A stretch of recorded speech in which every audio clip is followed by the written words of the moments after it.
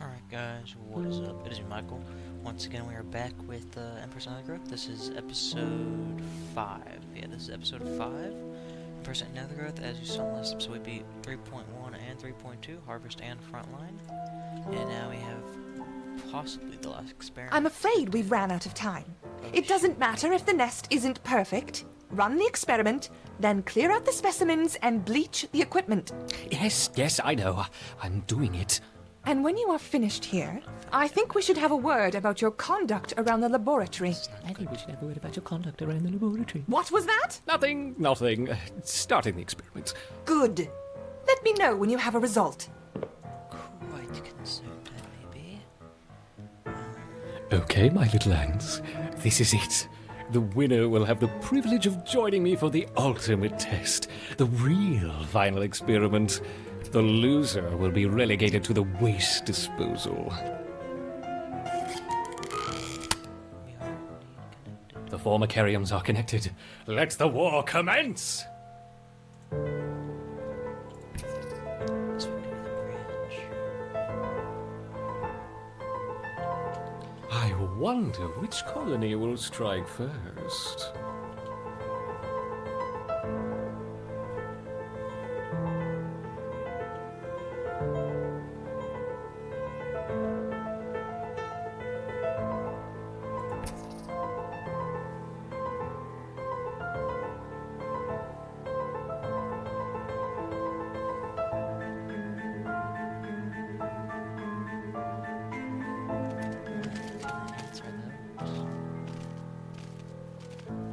The Raptors finally meet. Interesting combinations. I wonder which is more effective.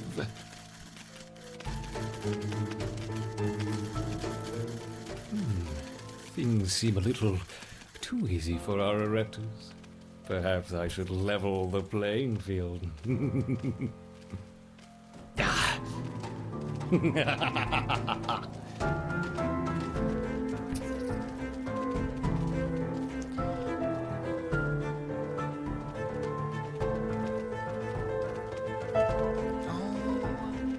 My gosh.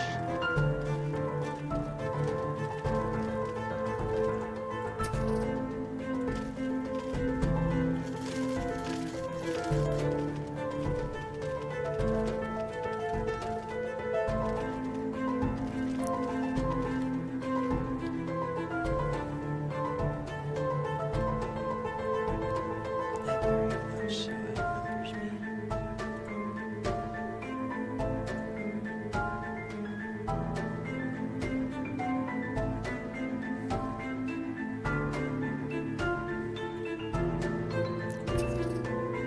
This really is really good.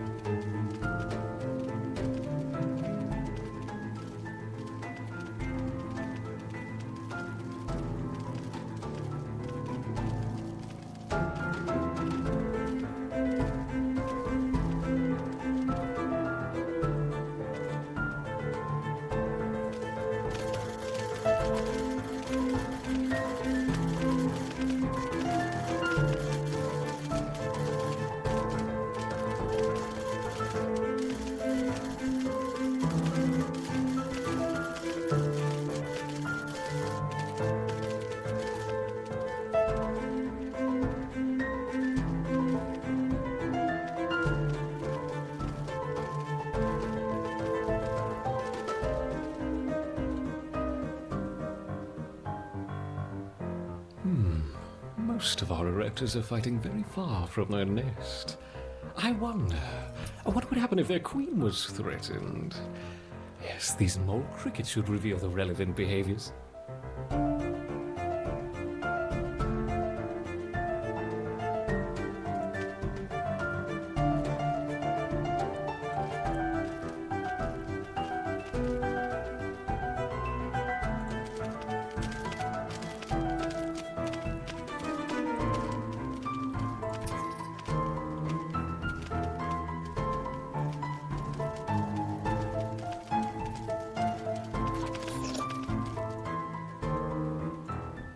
Retreating back into the nest? Oh, we can't have that.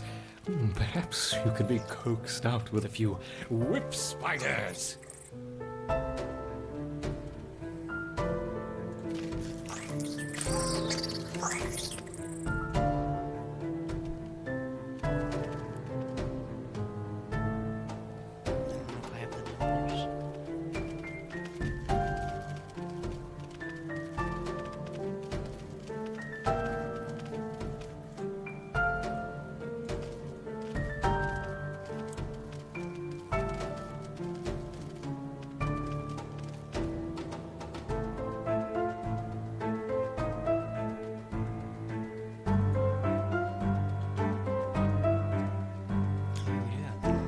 Okay.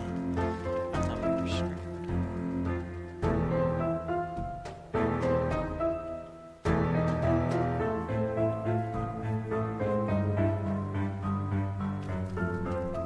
Our Raptors are beating back their counterparts. Victory seems within their grasp. But what's this? Could it be the almighty hand of God? Ha!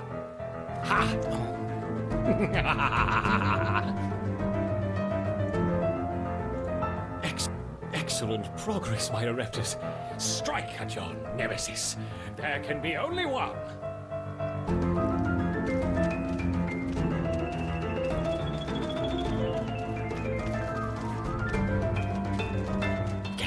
Get her, yes.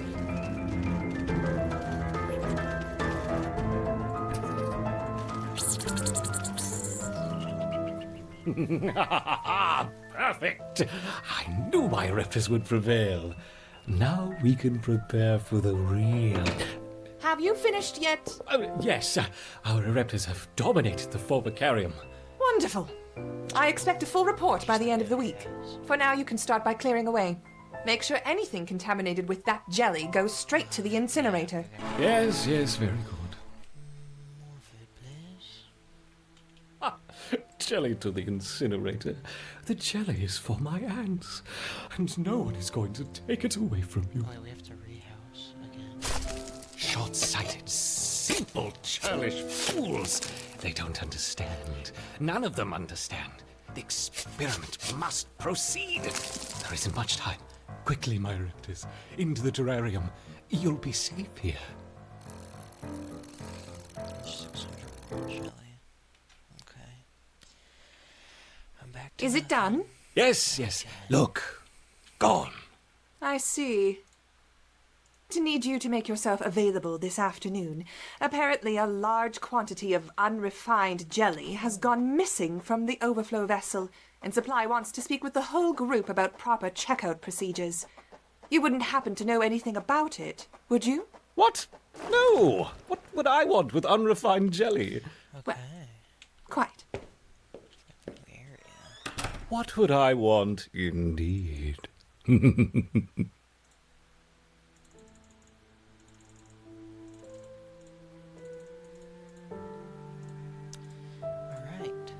Cold blood. Let's do it.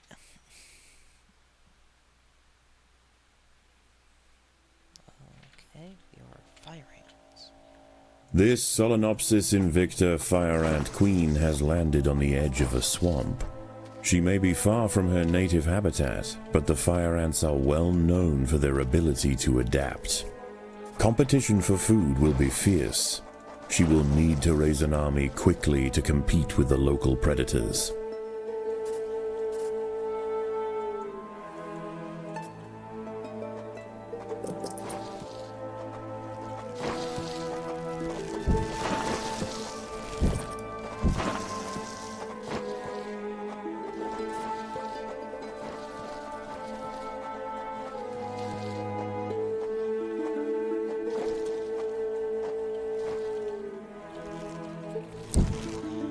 Okay, so this is gonna be something.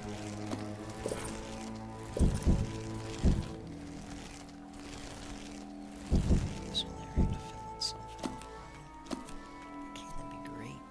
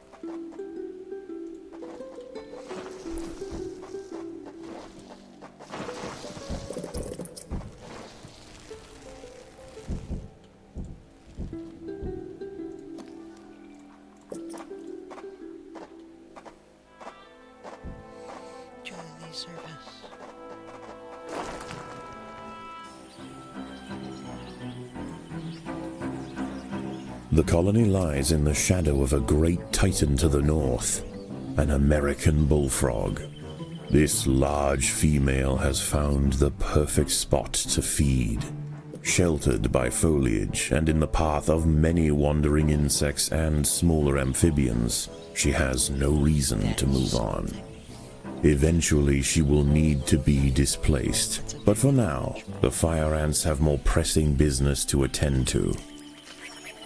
A magnolia green jumping spider, Lysoman viridis, has ambushed a fire ant. It prefers to hunt on foliage, where it is less likely to be spotted by predators and prey alike. Out on the ground it's more vulnerable, but that won't stop it from snacking on lone ants far from the safety of the nest. What's that? The boggy soil surrounding the nest is lacking in nitrogen and phosphorus, nutrients vital for plants to photosynthesize and grow. To survive in this environment, some have evolved to supplement their mineral diet by trapping and dissolving invertebrate prey.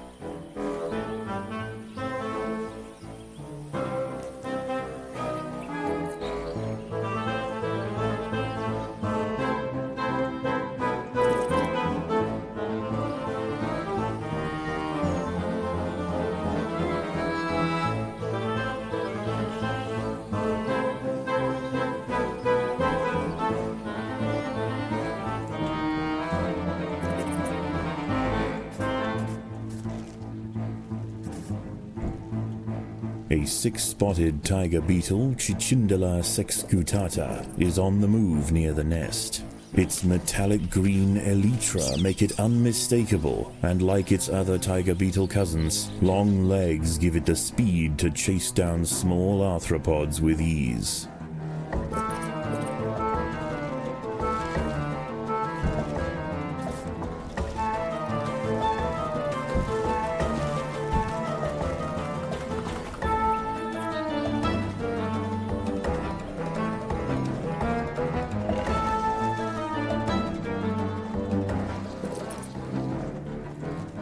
A small colony of Phaedulae maurici big-headed ants have established themselves on a hill to the west. Scavenging for seeds, aphids, and dead insects, they are unlikely to pose a threat to the Invicta colony, if left undisturbed.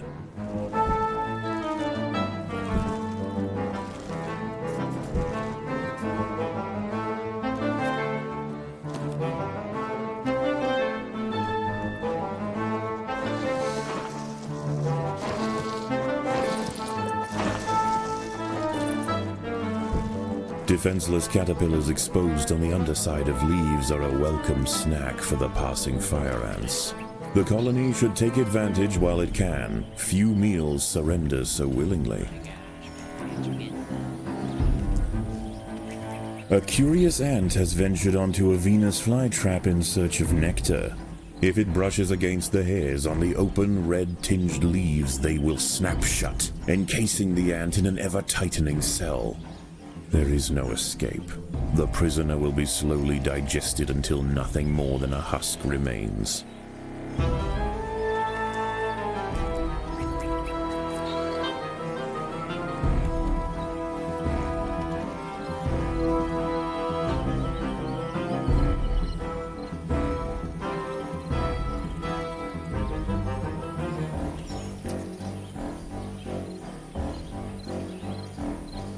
The fire ants and big-headed ants have met in their first skirmish. Sensing the new danger, the Maurici colony responds by awakening ancestral super soldier genes in selected brood, feeding them until their heads are engorged with muscle. Many of the milkweed plants growing nearby are infested with aphids. Their honeydew excretions present an ideal, energy-rich food source for the fire ants. Aphids far from the nest are vulnerable, however, and are sometimes relocated closer to home where they can be better protected from predators and thieves.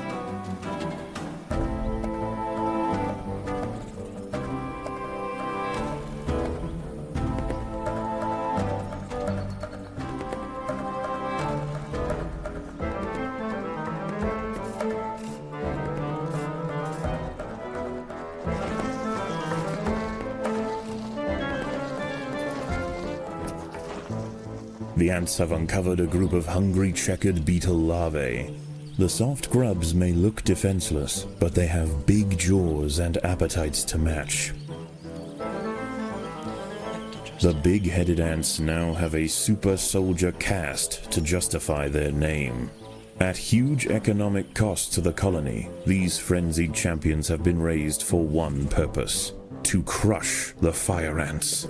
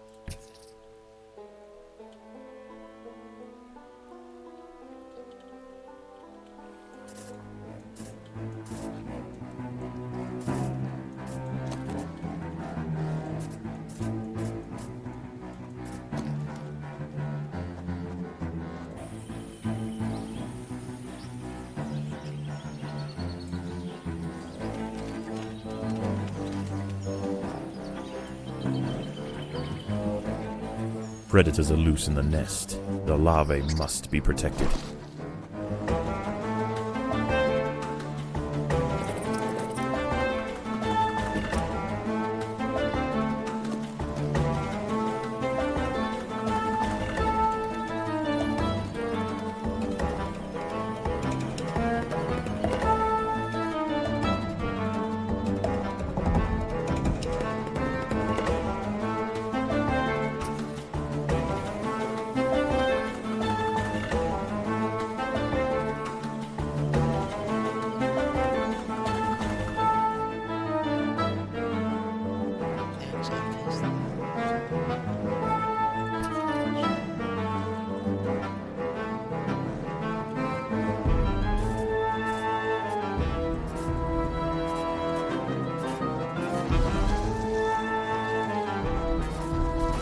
There are intruders in the nest.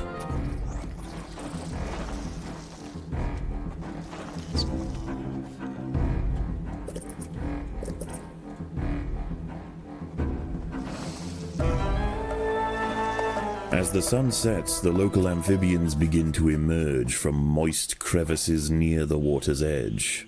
Lone invertebrates will be picked off quickly. The ants should travel in numbers or not at all.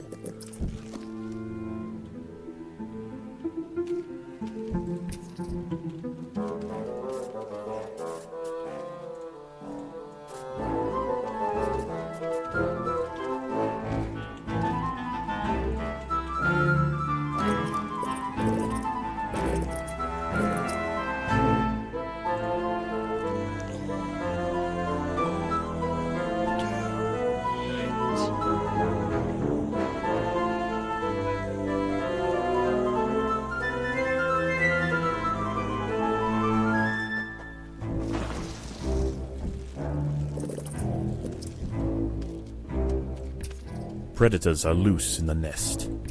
The larvae must be protected.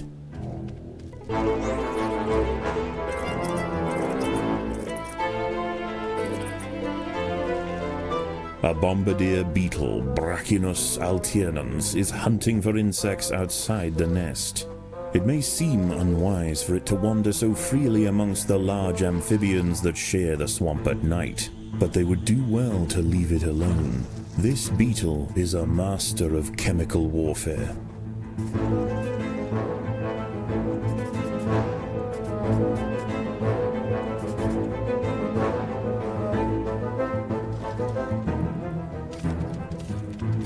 A fully developed checkered beetle, Enoclerus rosmarus, has been disturbed by the ants. It has the same ravenous appetite and slicing jaws as its juvenile counterpart, but now paired with thick armor plates, it represents a far greater danger to the colony. At night, eastern narrow-mouthed toads patrol above ground looking for food. Ants make up 75% of their diet, so the small colony must stay alert. To make matters worse, they are excellent diggers. It's only a matter of time before one tunnels its way into the nest.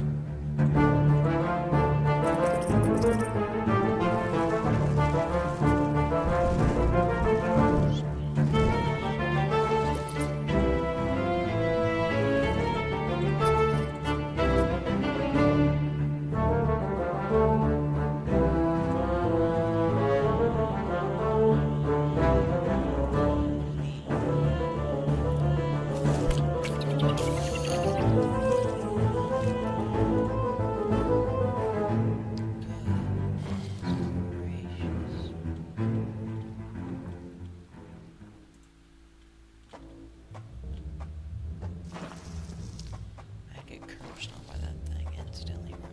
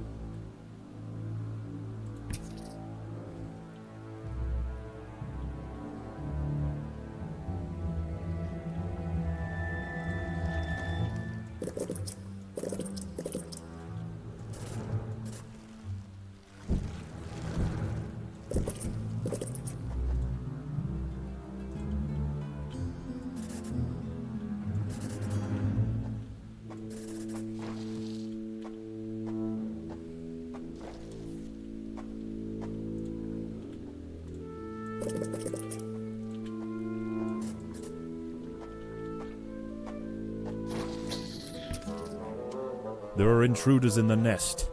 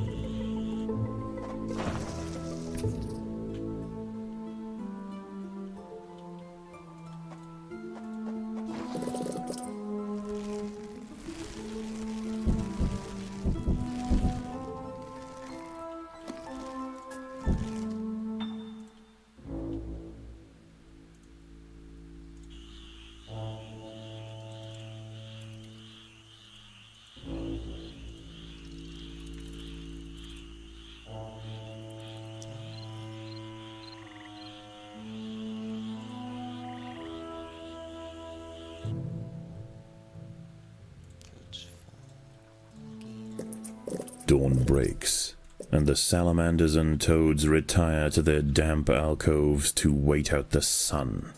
Only the great bullfrog remains. She sits patiently on her throne, waiting for the next meal to wander by.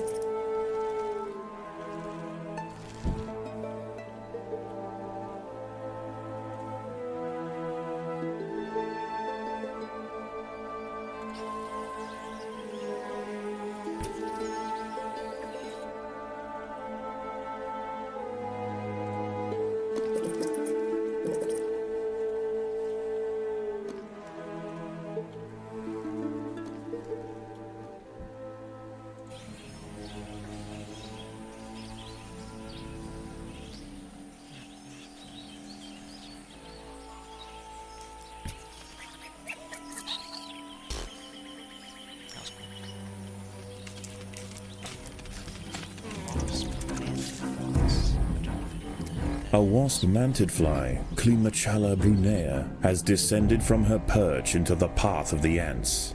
Unrelated to true mantids, her spiked raptorial forelegs are a perfect example of convergent evolution.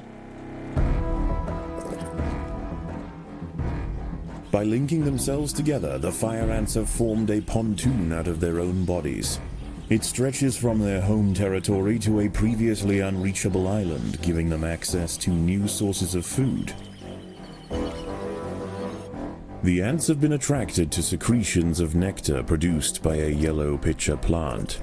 In order to feed, however, the ants must position themselves precariously over a deep vat of digestive liquid. Waxy deposits on the rim ensure that any ant that steps too far in won't be stepping out again.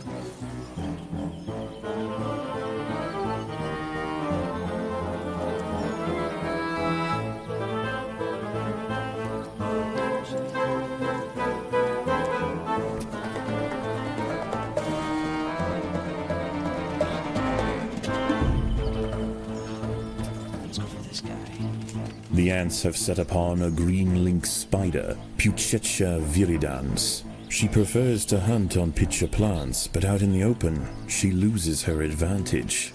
Far from defenseless, however, when threatened she can spit venom up to 30 centimeters from her fangs.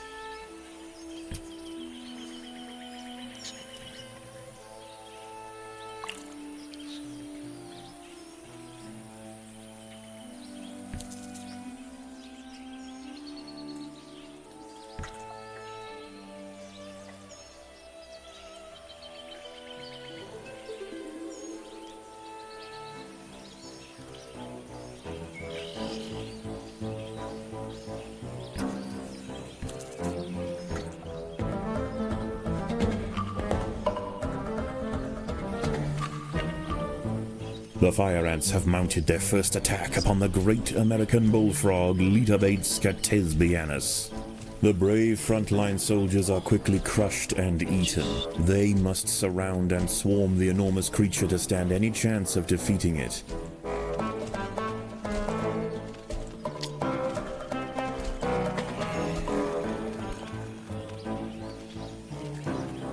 Again and again, soldiers clamp onto the bullfrog's leathery skin and inject their Solenopsis venom, but the beast shows no signs of wavering. The fire ants must maintain their resolve.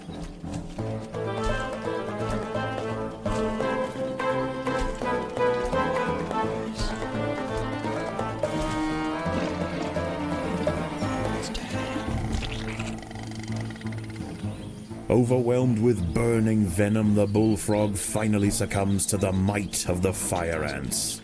Utterly spent, it collapses on the hillside, leaving the victors free to consume its body. Unbeknownst to the ants, the presence of the bullfrog was keeping many other local amphibians at bay. The power vacuum it left behind is attracting a host of salamanders and frogs eager to take its place. The ants should go to ground quickly and prepare for the imminent chaos.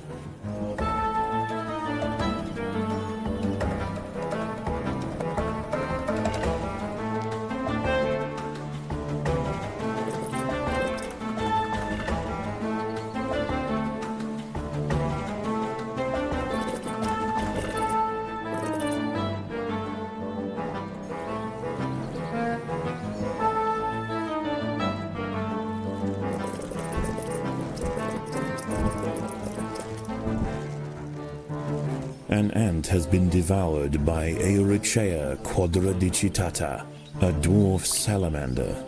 It is nimble, fast, and slender enough to wiggle through tight crevices in search of food.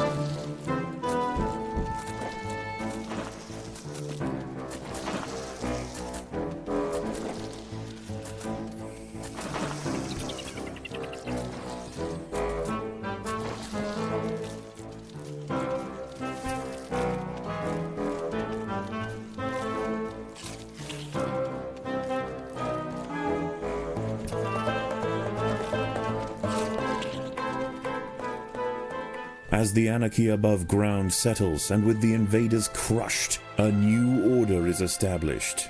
This is now the domain of the Fire Ant. You can see reference on my fire ant stars,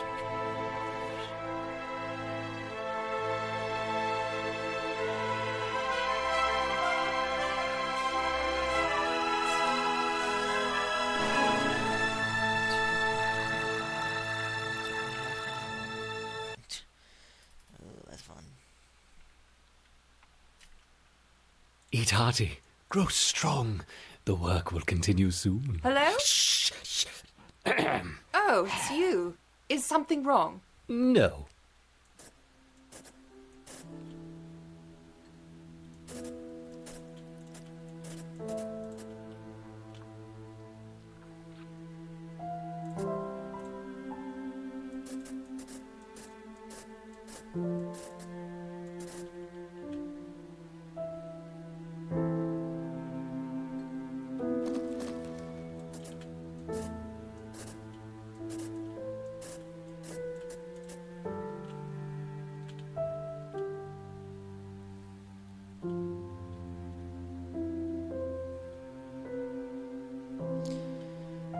Alright, well, guys, I'm gonna call this the video, and I will see y'all in the next one. Peace out, everyone.